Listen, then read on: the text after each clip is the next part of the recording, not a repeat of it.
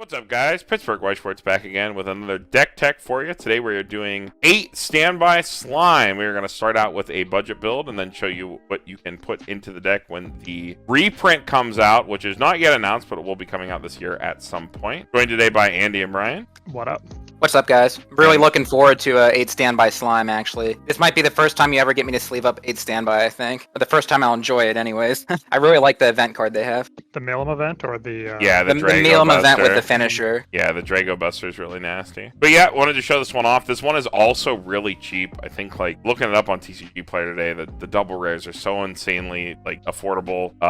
As if you're building it with mostly, like, these cards, the ones that we've outlined, you'd be able to put this deck together for 30, 40 bucks at most, I think, on TCG Player. So another very affordable deck. If you're not into the kind of super aggro 8-wind strategy we showed off last week, you like to play a little bit more defensively, maybe this is more your jam, and it's just as affordable. So let's take a look at the list.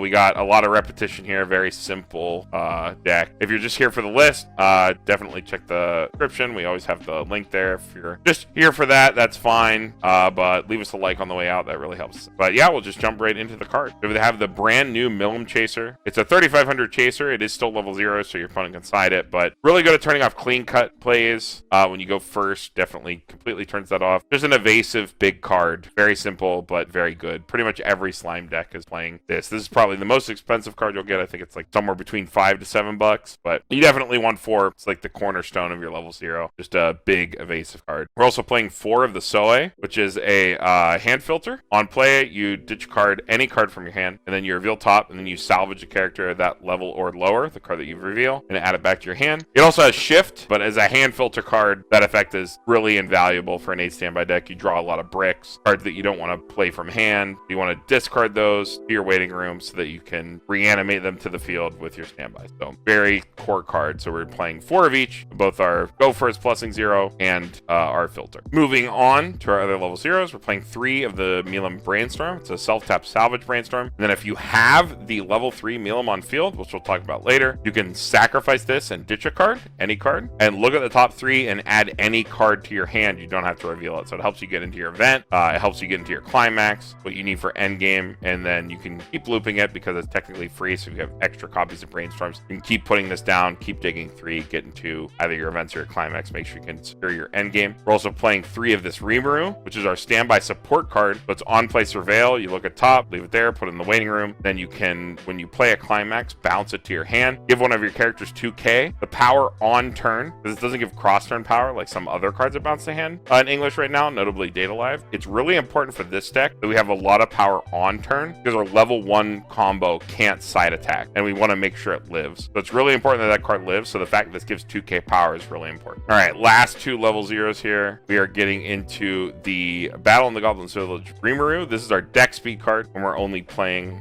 with mostly set 2 cards. So you pay 1, ditch a character when it's played, and you can pop check up to 4, add a character to hand. So it's a way to filter larger characters out of your hand that you can stand by them to the field, and then also gives you a little bit of extra deck speed. This one also has shift, but because this card is red, it's active a lot more often. Take this a damage at 0 or 1, or even later in the game, you can take a higher level card in your hand that you can't particularly use at that time, put it into your clop, and grab this and put it into your hand. So you have more deck speed early. So we don't have to run a lot of copies of it for it to be a pretty effective like deck speed patch. And then we're running 2 of this Milum drop search. It's really important that we hit our level 1 combo every game in multiples. So we're running 2 of it because, you know, we're budget. We don't have access to the set 1 Ricky. So we're going to play this. This one's still really, really cheap, even though it's a set 1 card. So we're playing 2 of it. You can shift the ratios around just to play more of this card if you're having trouble getting into your level 1 combo in multiples. But we really want to play multiple level 1 Rimurus at level 1.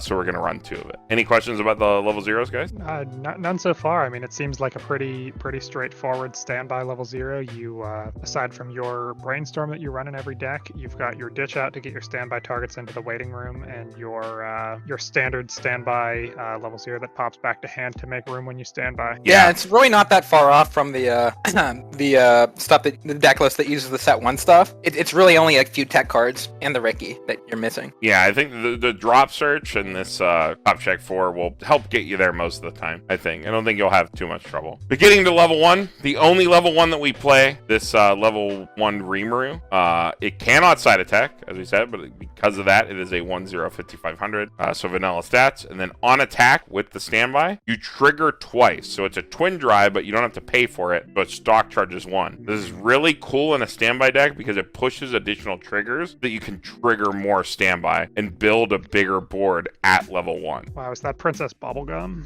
Yeah, except you don't have to pay for it. And with a little bit of different support, different kind of package here at 1. So because this card can't side attack again, we have to make sure that this card can win its lanes. We want to have cards on board with Slime because of how our level 2 works. So because of how this card works in level 2, I'm just going to jump right to level 2 because it's really important with how the 2-2 works with this 1-0 Rimuru. We have to make sure this 1-0 Rimuru wins board to take advantage of our primary 2-2, which is this Geld. It was a 2-2, gets 1,000 power for each of their back row, so it's a 9-5. Little weird for a 2-2 standby target, but it has this other effect, so you can sacrifice it when your other character has front attack and give that character 4,000 power. So we want to win board with our 1-0 Rimurus so that they can back up to 9,500 and make sure that we win board going into level 2 after we get off our level 1 combo. So this is really, really strong because of the Rimuru stock charge effect. What you can do is sacrifice the Geld, give that 4k, win that lane, and then you can pay 3 encore the Geld in your back row that you standbyed out, or maybe even in your front row if you hit an additional standby, and then pay 3 encore it and it comes back to the field, and then you can either use it again or keep it going into your next turn. Usually you only want to use like one of these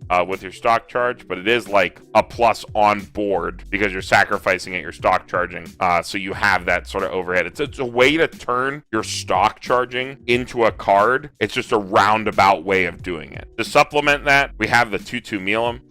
It's just a more normal 2-2 plus 2,000 for each of your other characters in backstage, so it's a 10-5. And then on attack you can surveil top, so it's a 10-5 and it digs for an additional trigger. This is a more traditional card to put in the front row if we trigger standby. We want to run a lot of these 2-2s because we're kind of limited on mill going into our level 1, but we want to have multiple targets when we play our standby. So we want to kind of have somewhere between 5 to 6 2-2s to make sure that we can stand by a Geld to the back row and then ramp a Milim to the front row off our triggers if we trigger any. Yeah, especially with the twin drive on the level 1 combo. You're going to be seeing more standby triggers than the typical standby deck, so you want to make sure you have targets. Yeah, the extra targets just really help since we don't have as much mill at 0 as some other standby decks, so we're going to maximize our counts. Just make sure that we can have them in there early. Rounding out level 2, we have the Geld counter. This is also a level, or not a level, but set 1 card, but it's very cheap. It is a 2-1 repeatable backup. So when you play the backup and the backup goes to grave, you can pay 1 and add that backup back to hand. Because we are stock charging at 1, we have like a stock overhead, so we can very effectively use this card to always have a backup in every lane if we want to. So very easily synergistic card for the deck. Moving into our level 3s, very simple yet again. We got the Benimaru, 4 of it, super important for our strategy. All your other characters get 1500 power. Then on reverse, you can pay 2 and burn your opponent for 1. And that's active not only on your turn, but your opponent's. So if you beat over your opponent's character with this card, you burn 1. Beat over on your opponent's turn when they crash into you, either with a backup or something else, you can also burn 1. And again, you have that stock charging level 1, you have that stock overhead. You can afford to do this a lot more often than you can in other decks. So the field buff's really good, makes our board nigh unreversible after we hit level 2 and hit some standbys. It's also active in the back row. Even if we standby it out, it's a global 15 even when it's in the back, and then we can promote it on the following turns and that burn effect online. So really awesome card that Slive has access to, so we're gonna run 4 copies of it just to make sure we can have it engraved and make sure that we can put it out every single game. And then we have the Shuna. The Shuna is a 4 or more early play healer. Normally that would be kind of rough in a standby deck, but because we have the level 0 Rimuru that pops back to our hand when we play standby, the 4 or more condition doesn't shouldn't hurt us at all. So it's just a 10-5 cross-turn healer for basically no condition for our decks or standby. We're going to be winning board pretty often, so we're going to be able to put it out very consistently and heal down and have another big body on board. So just a nice mid-game heal while we're continuing to play our standby strategy. Put up more Benny Marus when we trigger, when we play Climax to buff our board and push some damage. Moving into our finisher, Milim, Dragobuster Milim. It is an 11k healer if you're playing Slime, which is cool. So it's a good standby target in and of itself. Big body and heals when we play it from hand. And it has this really cool Climax combo when you play it with the other standby. You have one of two abilities depending on if your opponent left a reverse for you or not. So if you attack in a direct lane, you pay 2 and you burn 2. So pretty good numbers. You swing in for 2, or you swing in for 3, you burn for 2 on attack. So burn 2, swing 3. Pretty good numbers for finishing game. And if they left you a reverse, you can pay 2 and play this 3-5 event from your hand. This 3-5 event checks 7 of your opponent's top deck, and for every climax you see, you shuffle your opponent's deck and then clock the top cards equal to the number of climaxes you revealed to their clock, and they cannot cancel. So it's sort of a decompression tool and like brick and finisher all in one card. You can also hard play it for 5 stock if you want, if your opponent didn't leave you any reverses and you have that stock overhead. Again, you're like not spending a lot of stock because you're a standby deck. You stock charge at 1, so you probably have the stock to be able to hard play this if you need to. You can play it down, sort of brick your opponent's deck, get some free damage in there, maybe remove some climaxes if you're lucky enough to kick some climaxes to clock,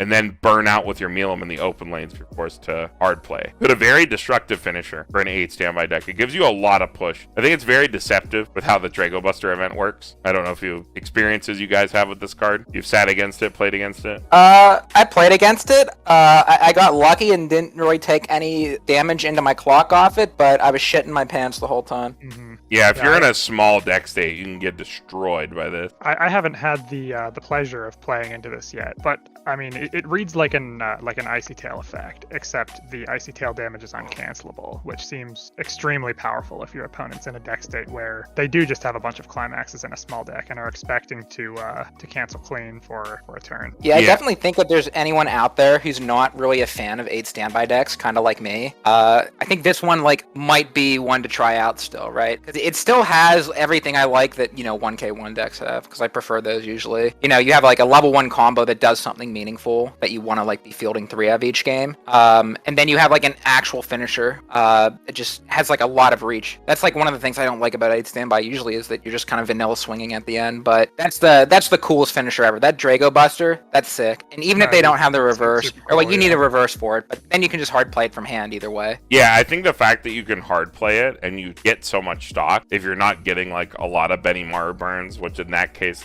you're winning anyway, that the fact that you can hard play it is just so good. It's just a ever-present deck break that your opponent can do if you're sitting against it. That's really, really scary, because they have that level 0 brainstorm that helps them get into it. They don't have to run a lot of copies to make sure that they can play one no matter what. Yeah, and you don't even really need to run decompression tools either, because if they're not compressed, you just slam them with big boys or big vanillas, and if they're compressed, you slap them with that Dragobuster and put all the climaxes in their clock. There's nothing more satisfying than it. It has to feel so good. It feels really bad when you get hit by it, so I imagine... Oh, absolutely. I can imagine, yeah. Yeah, when multiple climaxes go to your clock, I know Zach's hit me with that before, it feels really bad, so it has to feel really good for your opponent to get rid of so much stuff.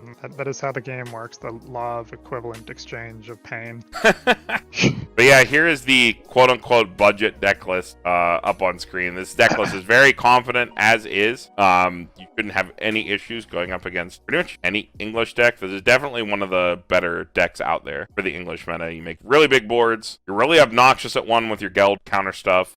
Carrying into level 2, you have the Betty Marus. You have the ability, if you're having a crazy game, to do your Milim finishers at 2, which is pretty insane. Dragobuster's nuts for pulling games back or pushing 4 game.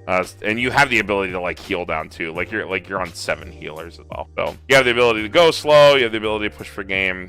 Definitely a pretty modular playstyle list, even though you're running run like so many multiples of so many cards. Like there's one of entire deck, but definitely you can sort of play however you want. Like Andy said, it's an 8 standby deck that plays more like a 1k1 deck because you have a level 1 combo and a level 3 combo, which isn't typical for 8 standby. But Slime Volume 1 is being reprinted. When it releases, we do not know. However, there are some very nice improvements you can make to the deck after that comes out. So looking at that real quick, it's very simple. The big thing, we're so all in on a level 1 combo, right? We only run 4 of it. It's our only level 1 in our deck. So we're going to immediately want to play 4 Search Rickies just so that we make sure we do multiple of that level 1 every single game. We're going to play 4 of that. So we're going to change around the deck list to play 4 of that card. We take 4 of that Search Ricky, we slam it in there. And because of that, we cut one of the level 0s that bounces back to our hand with standby. And then we cut that other deck speed card to play the card that's a back row runner. So it's like our 5th starter and a back row runner and a pay 1 sack this deck top 4. So a little bit of extra deck speed. And then we also get the stock swap, which is a on play pay 3 stock swap. So you can do it at any time, which can be really devastating to your opponent. Your opponent always has to play on edge when they play against a set that has a level 0 stock swap. So we get those extra tools, and then we get that nice 4 of Search Ricky so that we can play more Rimarus every single game that we play. Because of that, we have to cut down on like our Geld. We're running like a 3-2 instead of a 4-2 split. You can mess with that however you want. You can make cuts other places to up counts of what you need to hit what you need for your local meta. But the shell is very, modular depending on what you expect to see in your local meta. So make changes accordingly based on what you think is right. These are mostly just basic shells, similar to our other deck techs that we do, like for 8 wind and stuff like that. We did briefing. These are mostly just shells. You can tune them to your local meta as you see fit. Any other thoughts on the deck list before we move to the end here, guys? I think I think the Ricky is like super important, and that's like a huge upgrade you get. Not just because you're so all in on your level 1 combo, but just the potential to not get level locked, right? Like being able to take yourself like 1 damage more to get yourself to level 1, which means you can get your 2/2s on the field a turn earlier. Yeah. That's super that's a huge deal. Like most decks probably are just like, it's cool to just chill at level 0 and like get some more value off your level 0s. But with this deck, it's like you want to get a bunch of 2/2s out, and the faster you do it, the better. Yeah, because you're triggering so much at 1. You just want to ramp that out as quickly as you can, and the Ricky helps you do that. And for the people out there who don't want to buy the card yet and are waiting for the reprint, in the meanwhile, I believe there is a Ricky in set 2, isn't there? Something you could sleeve up just as like a there is a salvage Ricky that you can play if you're really like hurting for a way to get to level 1. It's just that a salvage Ricky doesn't help you like hit extra Rimarus, which is why I opted for the drop search in the budget list, just because it's more often that between 0 and 1 you'll want to rip more copies out of deck than salvage one. Yeah, you don't have a ton of ways to get cards into waiting room early, or to mill cards off the top of your deck early in this list to fill your waiting room to benefit off of a salvage Ricky. But I mean, it is an additional plus at level 0 if that's a route you wanted to take. But yeah, definitely search Ricky, and definitely should be significantly cheaper than it is now when the reprint comes in. Hopefully. Yeah, for sure. Yeah, I don't think they've announced a release date for the reprint. We just know that they're gonna have silver signature. Yeah. That's all I would guess sometime in the late spring, early summer, but don't quote me on that. That's my hunch. All right, moving into the last slide. We are working on rush rundowns. I'm not going to go over the normal stuff that we normally do. I want to keep this one pretty brief. We're working on rush rundowns. We're finishing them up. We have a lot that we needed to make, and not that we needed to go over. We got to record them, and then rush rundowns, they take a lot of editing, but we are working on them. There's some other stuff that we want to cover. We want to go over Marvel. Andy has a lot of deck techs in the chamber that he wants to do, so we're going to go over those just in the route between set reviews, since the next set review is what, like Tokyo Revengers, right? I think it is, yeah. Yeah, that's a long time from now. So we got some time to figure out stuff that we want to do. We have a couple more high concept videos that we want to put together, but that will all be to be seen. But we are working on rush rundowns. Definitely look forward to those. When they do come out, they'll be very sporadic. They'll release like randomly in the middle of the week if it's something that we can end up being able to schedule if we get a bunch together and I'm able to edit a lot of them down at once, which is always something that's in flux because rush rundowns are more of our high effort content. We will definitely announce that on the community tab, so definitely take a look there. But yeah, I think that's it. Andy, Brian, you got anything to add before we get out of here? I'm good. I'm glad to see that all the important characters made it into this deck too. You know, you got Milam, you got Rimuru, and you got Geld. You know, the three musketeers. Yeah, exactly. Those three characters. On Benny Mar is pretty good too. The burn, though. All right, with that, Pittsburgh White Sports signing out. We'll see you guys in the next one.